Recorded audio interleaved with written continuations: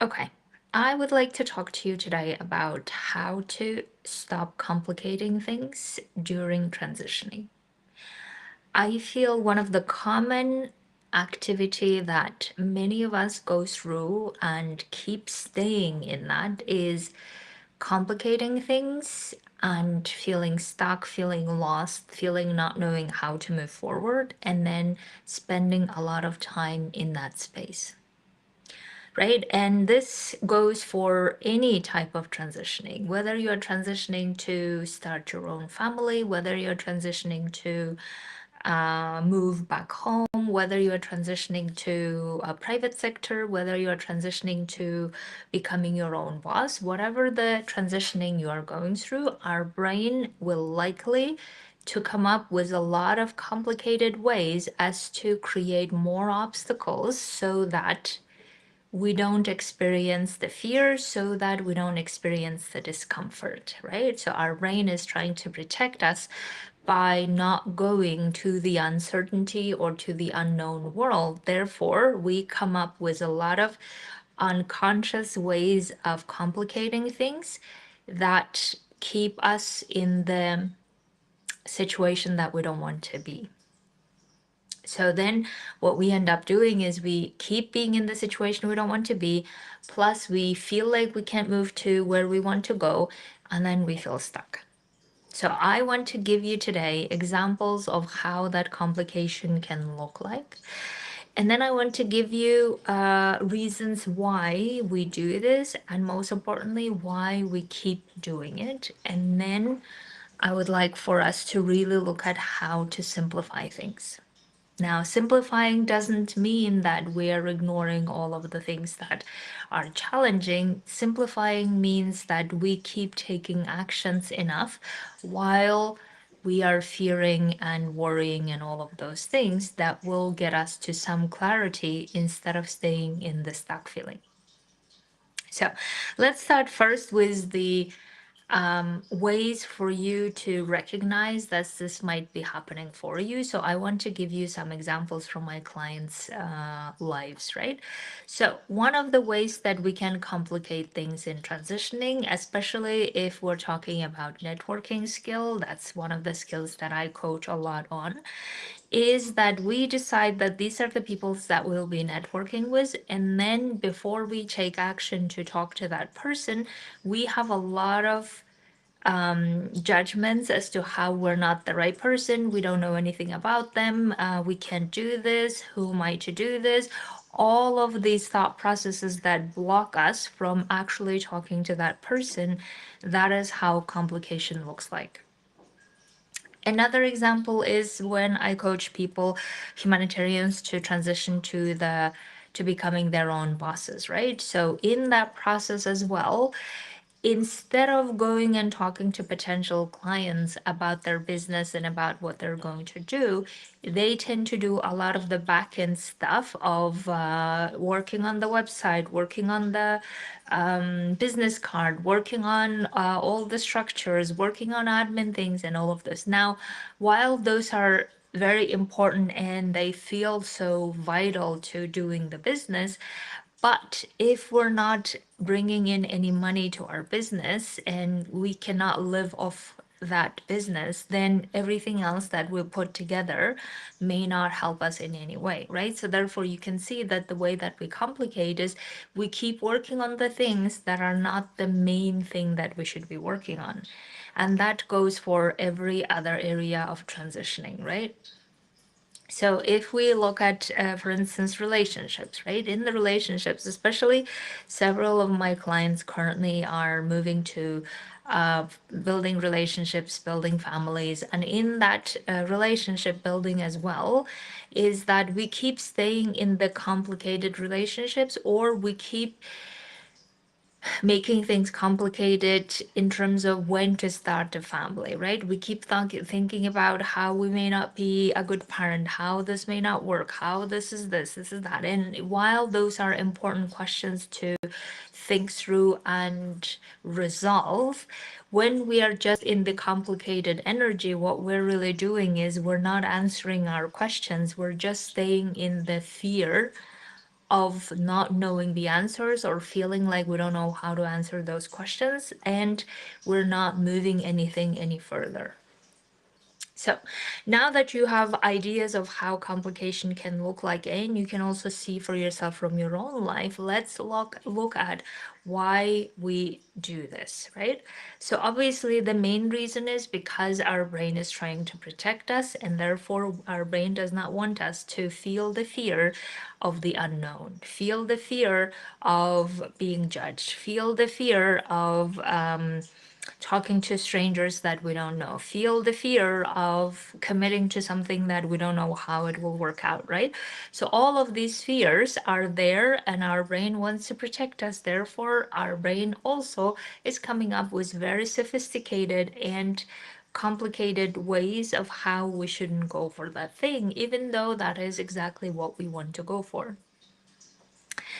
And another reason is because we don't want to feel that discomfort, right? Discomfort of experiencing fear, discomfort of seeing the consequences of the fear, seeing the consequences of our action.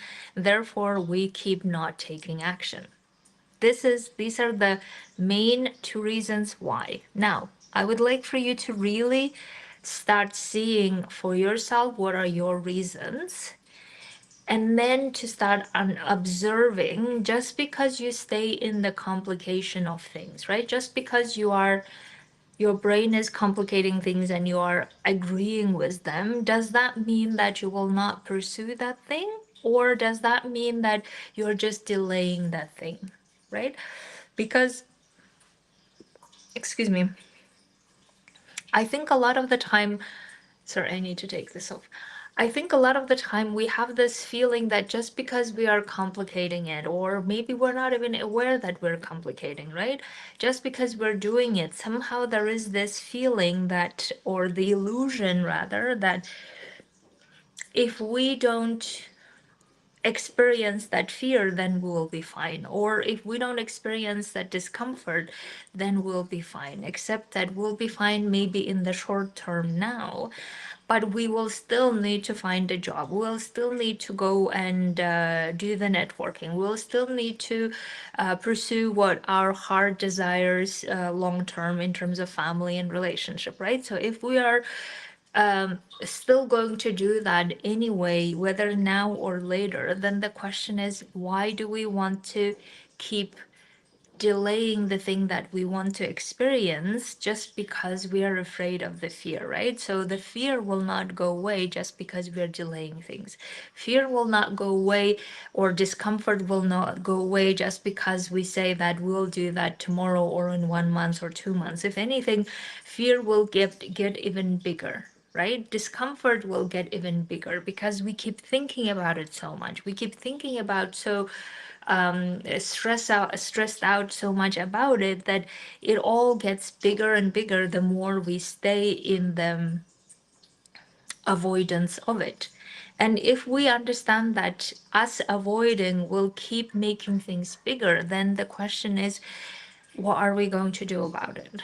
Right? Just because we're complicating things, or we have observed that we're complicating it, does not exempt us from experiencing fear anyway, right? So either way, we need to experience the fear. Either way, we need to go through that, right? So if either way we're going through that, then doing it sooner than later is the way to go.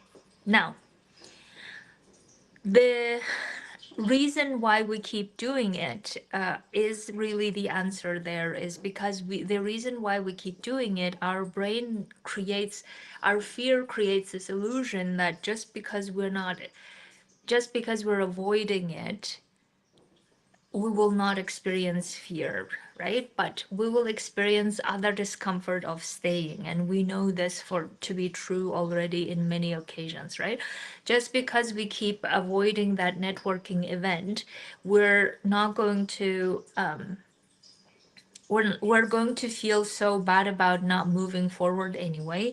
So even though we're not maybe experiencing the fear of networking with people, but currently we're not able to enjoy our lives. Currently we're not able to do all the other things that we want to. Currently we keep our lives on hold, and those are very uncomfortable as well. So therefore the question is, what like which one makes sense more for us to be looking at if we're experiencing fear and discomfort anyway. If we're experiencing discomfort by staying stuck in the place we are currently, if we're experiencing fear discomfort by going there, then which one do we rather choose faster and go through it instead of keep delaying it? Now, how do we stop complicating things? And this is really the topic that I want to get as much of the action points as I can give you, right? So once you know that your brain might be complicating things, once you observe yourself that you're not getting the result you want. So the way that you know that you are complicating things is you're not making any progress, either in the positive or negative. You are not going anywhere, you are not getting the result you want, and you feel you know what needs to be done, but you're still not doing it. Or you keep labeling things as it's difficult, right? It's difficult, it's hard, I don't know how, I don't know what. And these are the reasons why, like, these are the ways that you can notice that you are complicating things. And as I said, for the most part, unconsciously, right?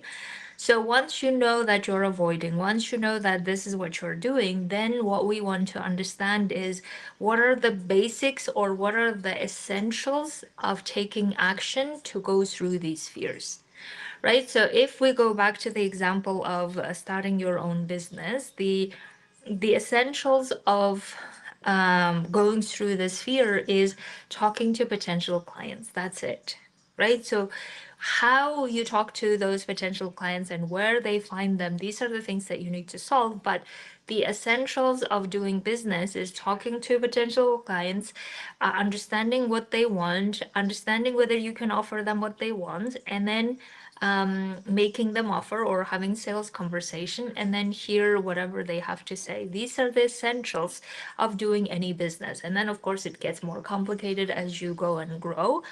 But in the essence of where you are starting your business, this is what you're doing, right? So if you're not doing that, then you are complicating things. So instead of keep staying in the complication of things and keep thinking about it or keep ruminating, keep feeling stuck, keep feeling like I don't know what I'm doing, how I'm doing, which I have done a lot as well in my journey.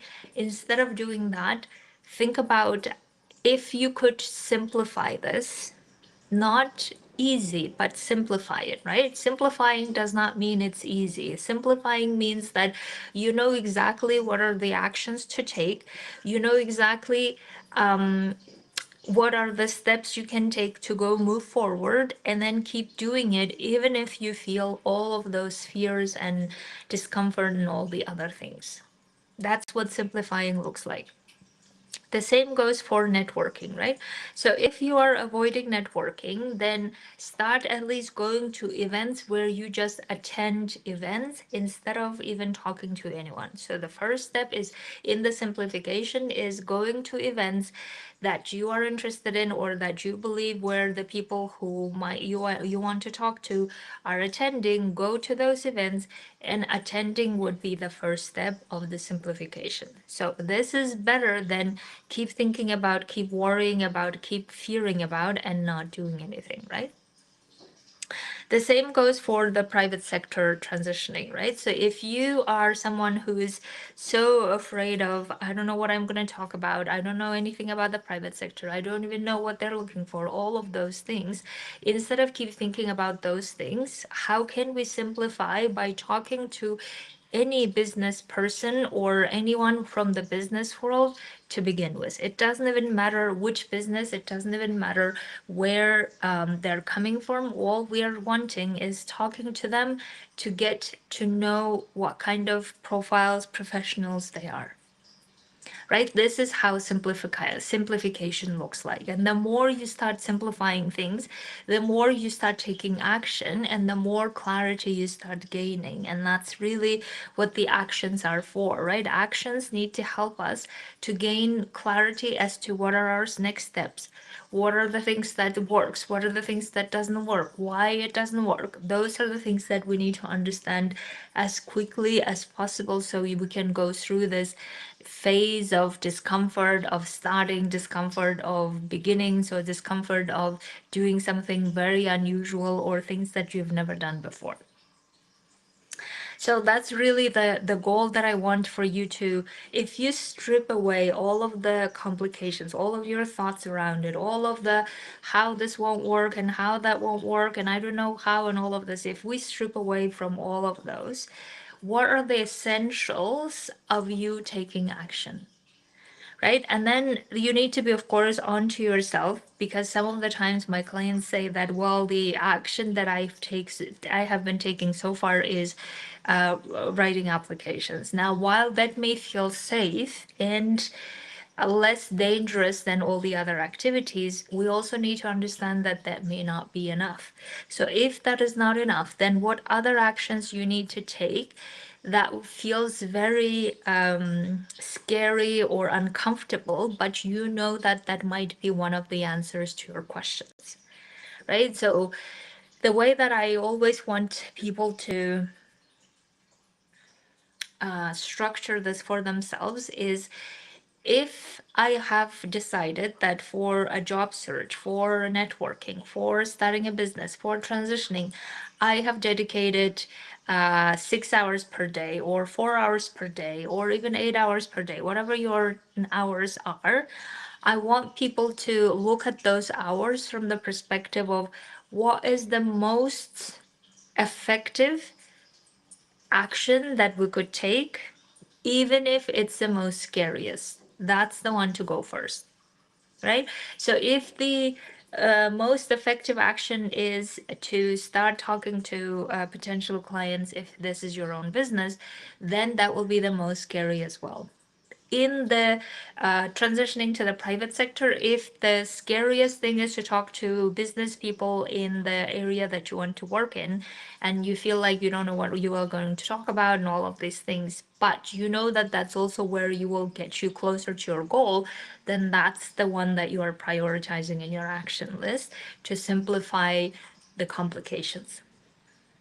In the relationship world, or building family, right? If the most effective action you could take is deciding on when to have that family and how to have it, then after having made that decision, everything else becomes the questions of to solve to get to that result, right? So that is from the actions perspective. Now, from the mindset perspective, I would like for you to simplify things even more and say, okay, whatever the decision that you have made, follow through that decision. Even your brain wants to come with all the reasons why you cannot follow through, why you are this, why you are that, you have never been able to do this before, how do you think you can do that now, da da da da da.